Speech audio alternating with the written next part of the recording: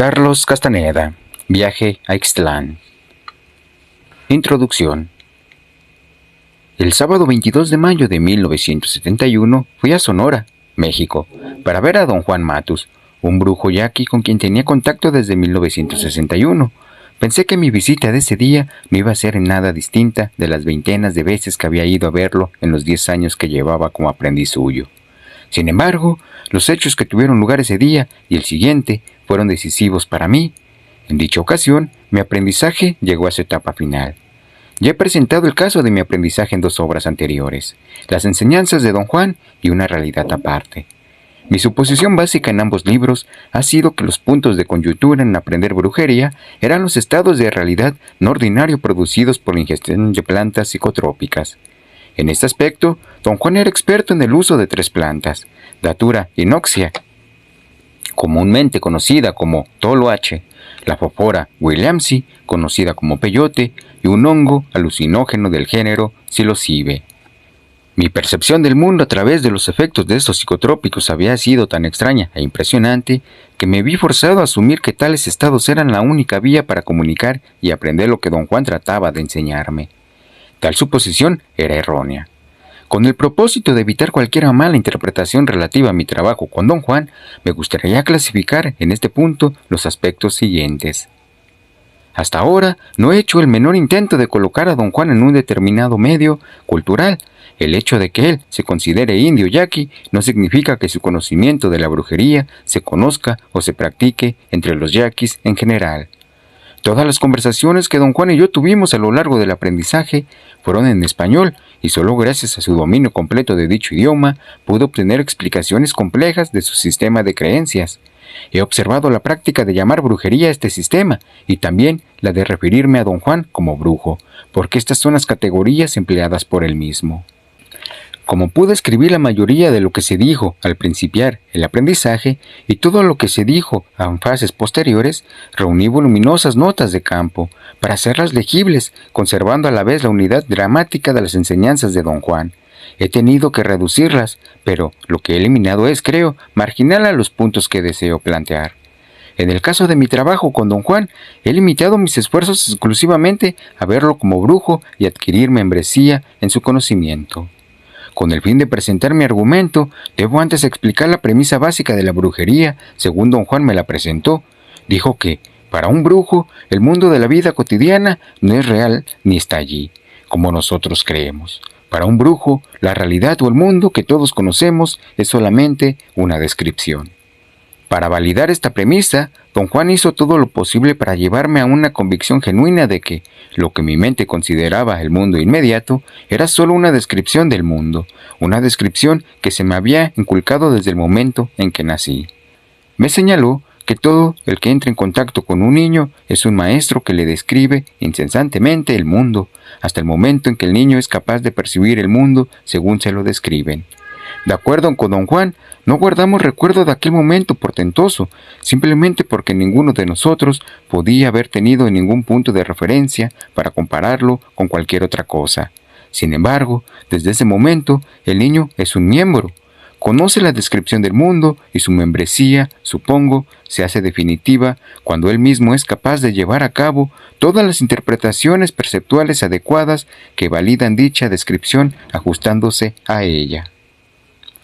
Para don Juan, pues, la realidad de nuestra vida diaria consiste en un fluir interminable de interpretaciones perceptuales que nosotros, como individuos que comparten una membresía específica, hemos aprendido a realizar en común. La idea de que la interpretación perceptuales que configuran el mundo tiene un fluir es congruente con el hecho de que corren sin interrupción y rara vez o nunca se ponen en tela de juicio. De hecho, la realidad del mundo que conocemos se da a tal grado por sentada que la premisa básica de la brujería, la de que nuestra realidad es apenas una de muchas descripciones, difícilmente podría tomarse como una proposición seria. Afortunadamente, en el caso de mi aprendizaje, a don Juan no le preocupaba en absoluto el que yo pudiese, o no, tomar en serio su proposición, y procedió a dilucidar sus planteamientos pese a mi oposición, mi incredulidad y mi incapacidad de comprender lo que decía. Así, como maestro de brujería, don Juan trató de describirme el mundo desde la primera vez que hablamos. Mi dificultad para asir sus conceptos y sus métodos deriva del hecho de que las unidades de sus descripciones eran ajenas e incompatibles con las de la mía propia. Su argumento era que me estaba enseñando a ver cosas distintas de solamente mirar, y que parar el mundo era el primer paso para ver. Durante años, la idea de parar el mundo fue para mí una metáfora críptica que en realidad nada significaba. Solo durante una conversación informal ocurrida hacia el final de mi aprendizaje, llegué a advertir por entero su amplitud e importancia como una de las proposiciones principales en el conocimiento de don Juan.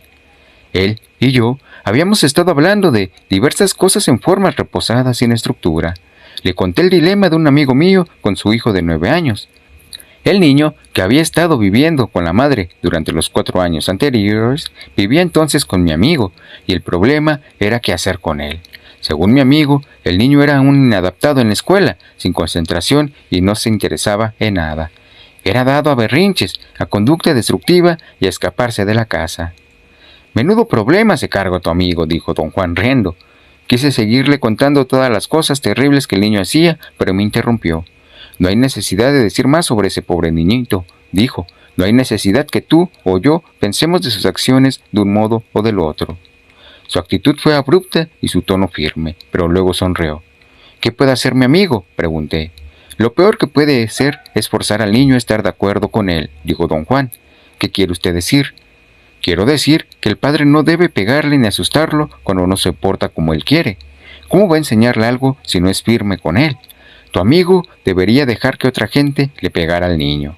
«No puede dejar que una persona ajena toque a su niño», dije sorprendido de la sugerencia. Don Juan pareció disfrutar mi reacción y soltó una risita. «Tu amigo no es un guerrero», dijo. «Si lo fuera, sabría que no puede hacerse nada peor que enfrentar sin más ni más a los seres humanos». «¿Qué hace un guerrero, don Juan?». «Un guerrero procede con estrategia». «Sigo sin entender qué quiere decir usted». «Quiero decir que si tu amigo fuera guerrero, ayudaría a su niño a parar el mundo». «¿Cómo puede hacerlo?». «Necesitaría poder personal, necesitaría ser brujo». «Pero no lo es. En tal caso, debe usar medios comunes y corrientes para ayudar a su hijo a cambiar su idea del mundo. No es parar el mundo, pero de todos modos da resultados». Le pedí explicar sus aseveraciones. «Yo, en el lugar de tu amigo», dijo don Juan, «empezaría por pegarle a alguien para que le diera sus nalgadas al muchacho. Iría a los arrabales y me arreglaría con el hombre más feo que pudiera hallar». «¿Para asustar a un niñito?». «No, nada más para asustar a un niñito, idiota. Hay que parar a ese escuincle y los golpes que le dé su padre no servirán de nada. Si queremos parar a nuestros semejantes, siempre hay que estar fuera del círculo que los oprime. En esa forma se puede dirigir la presión». La idea era absurda, pero de algún modo me atraía. Don Juan descansaba la barbilla en la palma de la mano izquierda, tenía el brazo izquierdo contra el pecho, apoyado en un cajón de madera que servía como una mesa baja. Sus ojos estaban cerrados, pero se movían. Sentí que me miraba a través de los párpados. La idea me espantó. «Dígame qué más debería hacer mi amigo con su niño», dije. «Dile que vaya a los arrabales y escoja con mucho cuidado al tipo más feo que pueda», prosiguió él. «Dile que consiga un joven, uno al que todavía le quede algo de fuerza». Don Juan delineó entonces una extraña estrategia. Yo debía instruir a mi amigo para que hiciera que el hombre lo siguiese o lo esperara en un sitio donde fuera a ir con su hijo. El hombre, en respuesta a una señal convenida, dada después de cualquier comportamiento objetable por parte del pequeño, debía saltar de algún escondite, agarrar al niño y darle una soberana tunda. Después de que el hombre lo asusta, tu amigo debe ayudar al niño a recobrar la confianza, en cualquier forma que pueda. Si sigue este procedimiento 3 o 4 veces, te aseguro que el niño cambiará su sentir con respecto a todo, cambiará su idea del mundo. ¿Y si el susto le hace daño?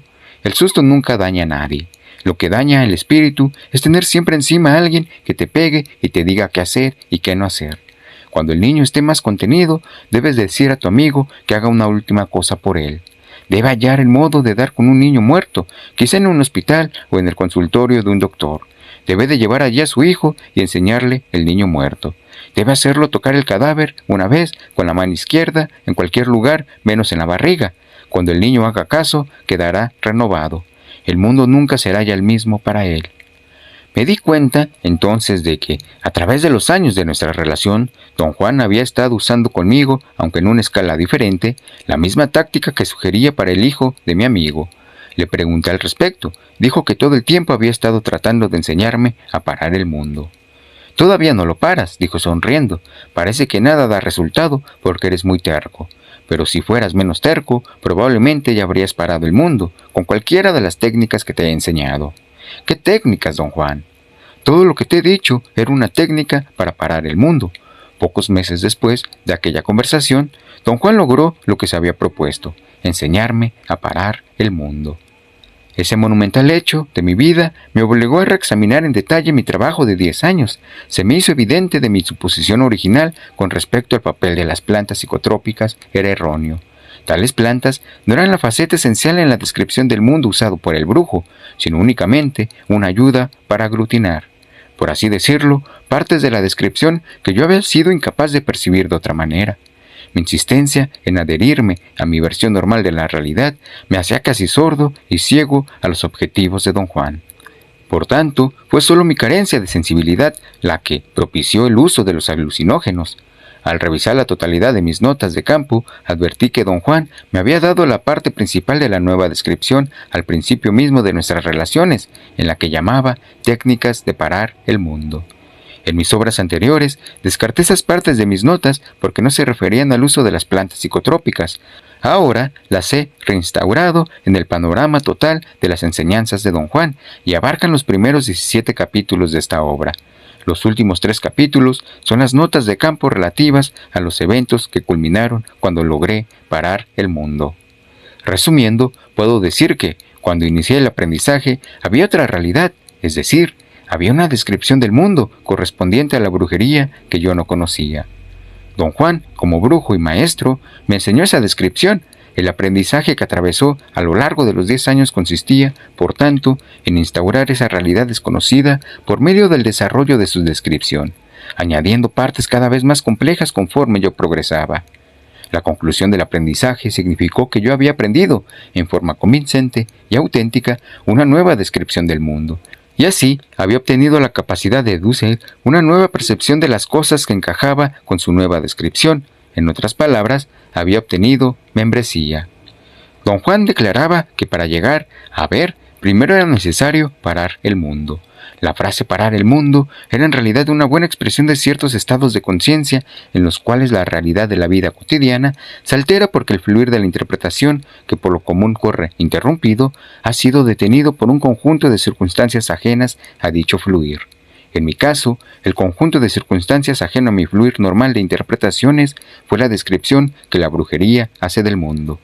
El requisito previo que don Juan ponía para parar el mundo era que uno debía estar convencido. En otras palabras, había que aprender la nueva descripción en un sentido total, con el propósito de enfrentarla con la vieja y en tal forma romper la certeza dogmática, compartida por todos nosotros, de que la validez de nuestras percepciones o nuestra realidad del mundo se encuentra más allá de toda duda. Después de parar el mundo, el siguiente paso fue ver. Con eso, don Juan se refería a lo que me gustaría categorizar como responder a los estímulos perceptuales de un mundo fuera de la descripción que hemos aprendido a llamar realidad. Mi argumento es que todos estos pasos solo pueden comprenderse en términos de la descripción a la cual pertenecen. Y como es una descripción que don Juan luchó por darme desde el principio, debo dejar que sus enseñanzas sean la única fuente de acceso a ella. Así pues, he dejado que las palabras de don Juan hablen por sí mismas.